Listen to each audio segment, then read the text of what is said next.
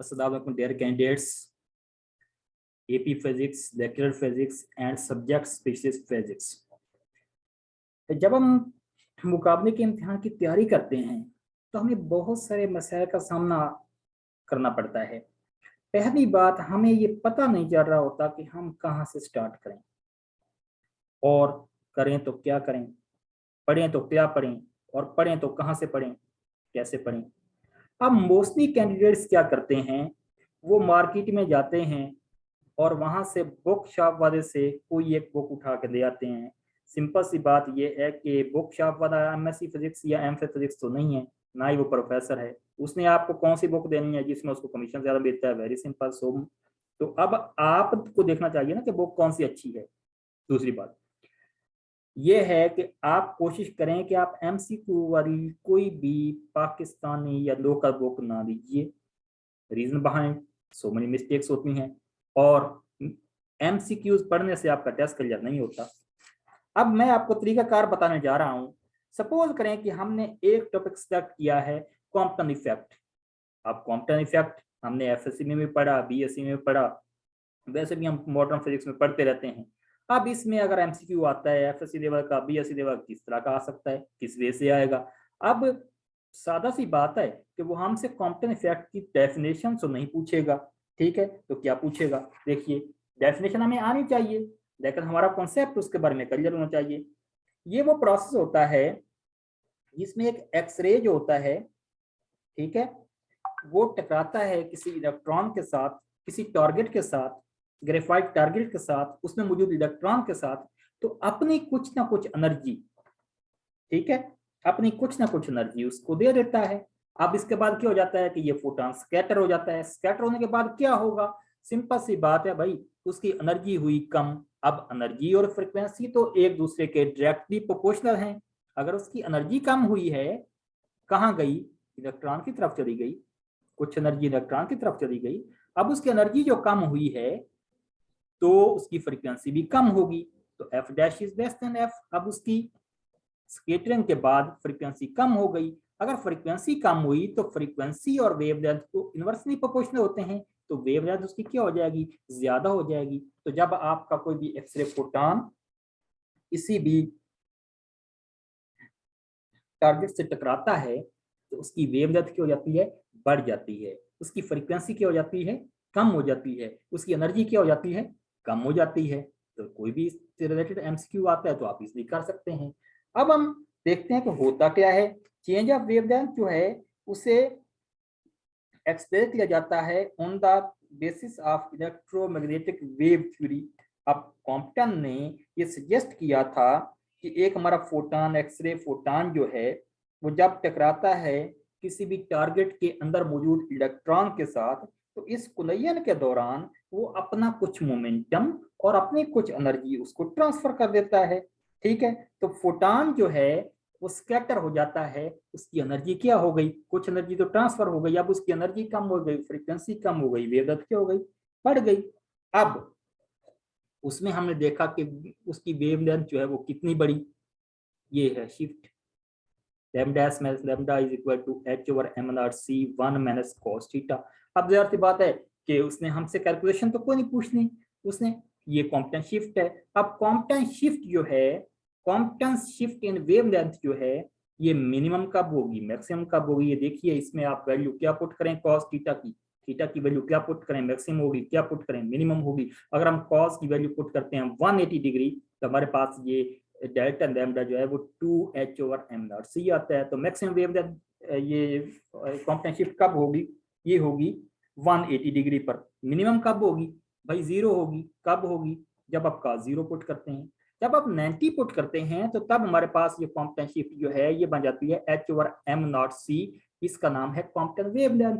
अब Compton wavelength की value कितनी आती है? तो देखिए भाई, इसकी हम वैल्यू पुट करते हैं h की, m not mass of electron और स्पीड ऑफ लाइट की कैलकुलेट करते हैं, तो हमारे पास जवाब आता है 2.43 10⁻⁻12 मीटर।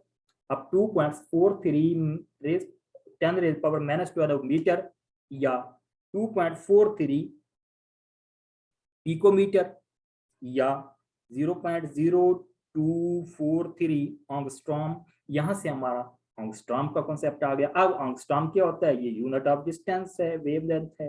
वेवलेंथ के लिए हम यूज कर सकते हैं, लेंथ के लिए भी यूज कर सकते हैं। तो ये किसके बराबर होता है? तो भाई एक एंगस्ट्रॉम जो होता है वो 10⁻⁻10 मीटर के बराबर होता है। तो ये आपको पता होना चाहिए, ठीक है। अब क्वांटम वेवलेंथ मिनिमम मैक्सिमम की हमने बात कर ली। आगे हम चले जाते हैं पेयर प्रोडक्शन की तरफ। अब पेयर प्रोडक्शन की अगर हम बात करते हैं तो भाई इसमें एनर्जी कन्वर्ट हो रही है मास में। अब इसे कहते हैं मैटेरियलाइजेशन ऑफ एनर्जी। अब फोटॉन की एनर्जी कितनी होनी चाहिए? ठीक है, फोटॉन की एनर्जी कम से कम इतनी होनी चाहिए, 1.02 मेगा इलेक्ट्रॉन वोल्ट होगी। तो इससे क्या प्रोड्यूस होगा? एक इलेक्ट्रॉन प्रोड्यूस होगा, एक पॉजिट्रॉन प्रोड्यूस होगा। एक इलेक्ट्रॉन प्रोड्यूस होगा, एक पॉजिट्रॉन प्रोड्यूस होगा। अब इसकी एनर्जी, ये उनकी रेस्ट मास एनर्जी प्लस किसकी, ये रेस्ट मास एनर्जी है इलेक्ट्रॉन प्लस पॉजिट्रॉन की, 2 इसलिए आया है। बाकी जो बचेगी वो बन जाएगी कुछ काइनेटिक एनर्जी ऑफ पॉजिट्रॉन और कुछ काइनेटिक एनर्जी ऑफ इलेक्ट्रॉन। तो मिनिमम एनर्जी इतनी वो होनी चाहिए फोटॉन की, ताकि एक इलेक्ट्रॉन और एक पॉजिट्रॉन प्रोड्यूस हो सके। अब इलेक्ट्रॉन क्या है? देखिए, positron rest mass of photon 0। अब E plus E minus energy minimum required कितनी है? 1.02 मेगा इलेक्ट्रॉन वोल्ट। अब मेगा इलेक्ट्रॉन वोल्ट की जगह 10⁻⁶ इलेक्ट्रॉन वोल्ट भी आ सकता है। अब एक इलेक्ट्रॉन की कितनी होगी भाई? इसको हाफ कर लीजिए। अब हाफ कर लीजिए तो 0.51 10⁻⁶ इलेक्ट्रॉन वोल्ट या 0.51 मेगा इलेक्ट्रॉन वोल्ट। किसकी? एक पॉजिट्रॉन के लिए भी इतनी चाहिए, एक इलेक्ट्रॉन के लिए भी इतनी एनर्जी चाहिए, ठीक है ना, ये प्रोड्यूस करने के लिए। उसके बाद हम आते हैं, इसका रिवर्स प्रोसेस है एनहिलेशन। एनहिलेशन में क्या होता है? मास कन्वर्ट होती है एनर्जी में, ठीक है जी, मास कन्वर्ट होती है एनर्जी में। कैसे? एक इलेक्ट्रॉन और एक पॉजिट्रॉन आपस में मिलते हैं तो उससे क्या निकलता है? 2 गैमा रे फोटॉन निकलते हैं। अब जब फोटॉन निकलते हैं तो अगर हम देखते हैं मोमेंटम ऑफ फोटॉन, तो वो h/λ है, E/c है, hf/c है। मोमेंटम जो है वो इनवर्सली प्रोपोर्शनल है वेवलेंथ के, डायरेक्टली प्रोपोर्शनल है एनर्जी के, डायरेक्टली प्रोपोर्शनल है फ्रीक्वेंसी के। अगर कोई ऐसा एमसीक्यू देता है तो हम इजीली उसको कवर कर सकते हैं। तो इसके साथ ही जब हम पॉजिट्रॉन और इलेक्ट्रॉन की बात करते हैं तो हमें कॉन्सेप्ट माइंड में आता है, यार ये तो पार्टिकल और एंटी पार्टिकल की बात हो रही है, तो कौन से का कौन सा जो है वो एंटी पार्टिकल है? तो देखिए, इलेक्ट्रॉन का एंटी पार्टिकल है पॉजिट्रॉन। प्रोटॉन क्यों नहीं? क्योंकि प्रोटॉन का मास जो है वो इलेक्ट्रॉन से डिफरेंट है, ठीक है। प्रोटॉन का जो एंटी पार्टिकल है वो एंटी प्रोटॉन है, न्यूट्रिनो का एंटी न्यूट्रिनो, और अर्थ का ब्लैक होल। ब्लैक होल क्या है? वो स्पेस टाइम है जहां पर स्ट्रॉन्ग ग्रेविटी है, बहुत स्ट्रॉन्ग ग्रेविटी है। नो पार्टिकल और no electromagnetic wave such as light can escape. वहां से कोई भी चीज बाहर नहीं आ सकती, ना पार्टिकल और ना ही जो है कोई वेव, ठीक है। तो ये हमारे पास अर्थ का एंटी पार्टिकल कौन हुआ? क्या हुआ? Black hole. ये जरा आप याद रख लेंगे, एंगस्ट्रॉम की बात मैंने कर ली थी। अब लाइट की अगर हम बात करें तो भाई लाइट एज अ वेव भी एक्ट करती है और एज अ पार्टिकल भी एक्ट करती है। अब एज अ वेव तो हमें पता है भाई, इंटरफेरेंस में, डिफ्रैक्शन में, पोलराइजेशन में।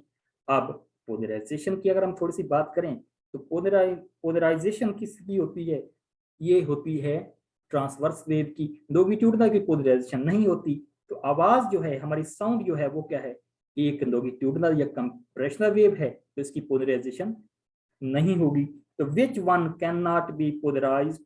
वो ऑप्शन दे देता है, साउंड वेव देता है, एक्सरे देता है, इलेक्ट्रोमैग्नेटिक वेव देता है, बस जो भी ऑप्शन दे देता है। तो आप फौरन पिक करेंगे किसको? साउंड को पिक करेंगे भाई, इसकी पोलराइजेशन नहीं होती, ये ऑलरेडी क्या है? लॉन्गिट्यूडनल या कंप्रेशनल है। तो इसमें थोड़ा सा कंफ्यूजन हो जाती है हमारे लिए कि हमारी जो लाइट है ये एज अ पार्टिकल कब एक्ट करती है, कौन से प्रोसेस में? तो ये आप याद रख लीजिए, कॉम्पटन इफेक्ट। कॉम्पटन इफेक्ट में क्या होता है कि फोटॉन जो है कुछ पार्ट ऑफ एनर्जी देता है किसको? इलेक्ट्रॉन को। जबकि फोटोइलेक्ट्रिक इफेक्ट में जो इंसिडेंट फोटॉन होता है, एक्सरे फोटॉन होता है, इंसिडेंट एक्सरे, वो अपनी तमाम की तमाम एनर्जी इलेक्ट्रॉन को दे रहा होता है। टारगेट से टकराया, इजेक्ट किया इलेक्ट्रॉन। और पेयर प्रोडक्शन, ये भी क्या है? ये है इसमें light as a particle act कर रही है। तो ये वो फेनोमेना है जिनमें light as a particle act करती है, ये वो है जिनमें एज अ वेव एक्ट करती है। तो कोई भी आप टॉपिक सेलेक्ट करें, उससे रेलिवेंट आगे बढ़ते जाएं। कहीं गूगल करना पड़ेगा, कहीं आपको दूसरी बुक कंसल्ट करना पड़ेगी। जो फॉरेन राइटर की बुक होती है उसको अगर आप देखें तो उसमें एंड पर ग्रोसरी दी होती है। उस ग्रोसरी को अगर आप चेक करें, उसमें जो भी ये वर्ड आता है, सपोज कॉम्पटन इफेक्ट आया, कॉम्पटन को आप चेक कीजिएगा, कॉम्पटन कहाँ कहाँ आया है उसको जरा देखते जाइए, उससे रिलेटेड चीजों को पॉइंट आउट करते जाइए, एक रजिस्टर बनाइए, उसमें चीजों को नोट कीजिए।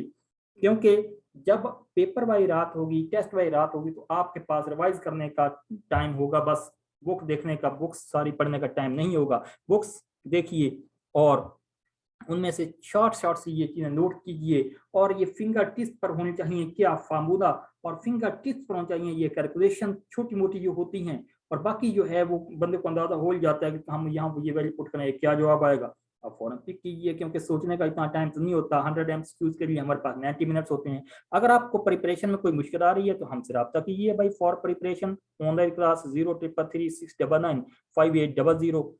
और मजीद इस तरह की वीडियोस के लिए विजिट करते रहिए हमारा यूट्यूब चैनल IQ स्टडी। उसमें जॉब से रिलेटेड जो इंफॉर्मेशन होगी वो भी आपको मिलती रहेगी, और बाकी जो रिलेटेड जॉब्स होती हैं जैसे PPSC की, FPSC की, उसके बारे में हम आपको गाइड भी करते रहेंगे। हाजिर होंगे एक और वीडियो के साथ, तब तक के लिए खुदा हाफिज।